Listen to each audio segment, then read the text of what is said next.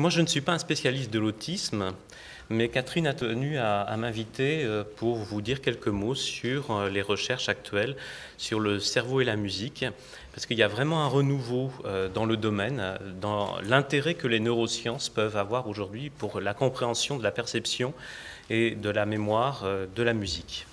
Alors, comme je vous le disais, les neurosciences, depuis quelque temps, ont vraiment mis le focus sur la recherche, sur les liens entre cerveau et musique. En musique et autisme, parlons-en. On n'a pas attendu les chercheurs qui commencent à s'intéresser au cerveau et à la musique pour mettre en place des pratiques. Et heureusement qu'il ne faut pas attendre les chercheurs pour mettre en place des pratiques d'intervention. Après, c'est le rôle des chercheurs d'essayer d'expliquer pourquoi ça marche. Alors, ce qui est sûr, c'est qu'il y a des méthodes empiriques qui ont été mises en place qui montrent, dans un certain nombre de cas, des bénéfices dans l'amélioration des comportements sociaux et de la communication. Il y a des auteurs bien connus comme Trevarten qui ont publié sur le sujet. On a des études aussi qui sont intéressées aux particularités de la perception de la musique chez les enfants autistes. On voit que dans un certain nombre de populations de ces enfants, on a une perception de la hauteur fondamentale, des aspects mélodiques, qui est tout à fait préservée, voire même une hypersensibilité. Alors, le problème de ces travaux, c'est que, de même pour la perception de la valence émotionnelle qui est montrée comme généralement préservée, ce qui est intéressant, c'est qu'on a le sentiment que, alors qu'il peut y avoir des retards dans le démarrage de l'acquisition du langage, que la musique, elle est déjà présente, elle est déjà là, est disponible en termes de perceptifs, voire même en termes de mémoire. Pourquoi faire la musique et l'autisme? Alors, il y a deux manières d'envisager l'intérêt d'utiliser la musique dans l'autisme. Alors, deux grandes manières, il n'y en a pas que deux, à mon avis. On pourrait en trouver d'autres. Première grande manière d'envisager l'intérêt de l'utilisation de la musique, c'est pour créer des associations entre une information sociale ou une information émotionnelle et le sens qu'on peut donner à cette information sociale et émotionnelle de la musique. Puisqu'il semble que les autistes perçoivent bien le contenu émotionnel de la musique, eh bien, ça peut être une manière d'utiliser la musique et cette perception émotionnelle pour servir de médiateur avec une autre information émotionnelle. Puis il y a une autre manière d'envisager l'intérêt de la musique avec l'autisme, et qui revient un petit peu à ce que je vous évoquais concernant les liens entre musique et langage. C'est l'idée que la musique et le langage partagent des réseaux cérébraux communs, notamment dans les aspects production du langage, mais aussi dans les aspects réceptifs du langage, parce que moi, je suis un peu dubitatif sur l'idée que simplement en faisant écouter de la musique, même filtrée ou que sais-je, à des enfants, ça suffirait à les améliorer comportementalement, ça suffirait à avoir un effet magique. Parce que ce qui me semble plus important, c'est qu'il y a un être humain qui serve à faire ce lien, et notamment dans le chant. Et de ce point de vue-là, j'abonde complètement dans ce qui est fait dans le cadre de la méthode 3I, c'est-à-dire que véritablement, il ne s'agit pas de laisser l'enfant tout seul avec un enregistrement et attendre que les choses s'améliorent, parce que ça va stimuler le cerveau de l'enfant. Non, il faut être tout le temps dans l'interaction. Sinon, ce qu'on va en avoir comme résultat va être extrêmement pauvre. Et c'est ce qui est montré ici.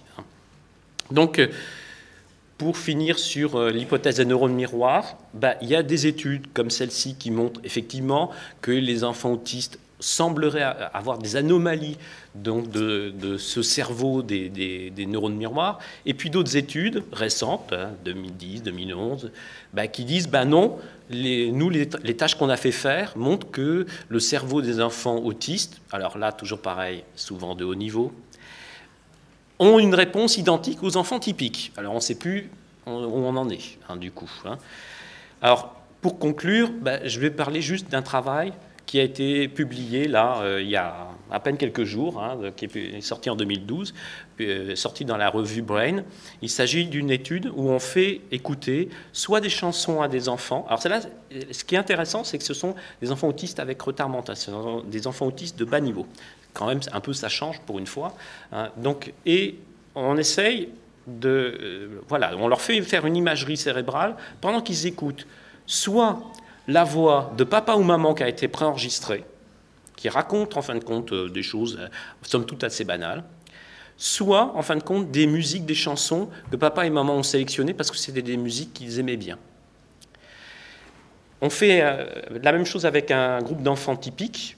C'est papa et maman qui sont enregistrés, c'est la musique qu'ils aiment bien, de la même manière. Alors ce qui est intéressant, c'est qu'il y a des juges qui comparent, des juges à l'aveugle, qui vont comparer le contenu, en fin de compte, des enregistrements, surtout de la voix de papa et maman, des enfants autistes par rapport à papa et maman des enfants contrôle typique, de manière à s'assurer qu'on ne peut pas distinguer les enregistrements de la voix de papa et maman d'enfants autistes par rapport à la voix de papa et maman d'enfants typiques. Et les juges à l'aveugle n'ont pas réussi à faire de différence. Ce qui est un bon point pour l'étude, parce qu'évidemment, il y aurait pu y avoir un engagement plus fort de papa et maman d'enfants autistes pour faire des enregistrements qui conviennent bien à ce qu'ils attendaient de la stimulation de leurs enfants. Et on n'entend pas de différence. En tout cas, les juges à l'aveugle n'en ont pas vu. Juste un résultat sur cette étude qui montre quoi? Qui montre que dans la région que je vous ai montrée tout à l'heure, région de Broca, région du gyrus frontal inférieur gauche, la droite est à gauche. Bon, les neurologues, des fois, ils sont un peu bizarres. Donc, bon, là, l'hémisphère droit, il est à gauche et l'hémisphère gauche, il est à droite. Donc là, la région gauche que je vous montrais tout à l'heure, eh bien, elle est bien activée chez les contrôles dans le langage, mais elle n'est pas activée chez les autistes dans le langage, quand ils écoutent la voix de papa et maman. Par contre, quand ils écoutent leur chanson qu'ils aiment bien, elle est très activée.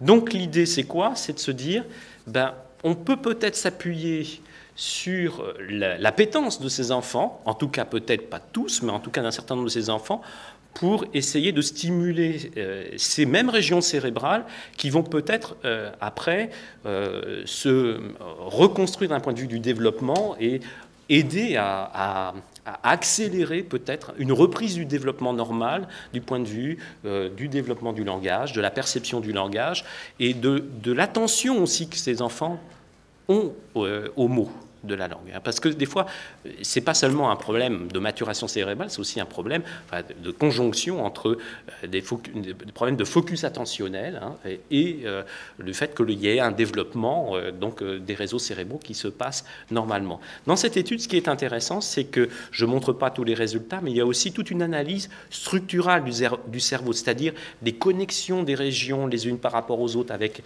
des réseaux de substances grises, de substances blanches, etc. J'en passe. Mais ce qui est intéressant, c'est que les auteurs remarquent que le câblage des régions cérébrales entre les enfants autistes et les enfants typiques n'est pas différent. Autrement dit, ce n'est pas un problème tant de câblage, c'est un problème peut-être effectivement d'arriver à faire démarrer ce câblage dans un fonctionnement normal. Donc ça, c'est assez encourageant parce qu'on se dit, là, on a peut-être des leviers donc par la suite, et puis ça suggère des hypothèses qui seraient tout à fait passionnantes par la suite. Voilà, donc c'est tout ce que je voulais vous dire. Et beaucoup encore de travail donc dans le domaine de la recherche pour comprendre effectivement ces liens entre musique, cerveau, et puis comment on peut l'utiliser dans le domaine de l'autisme.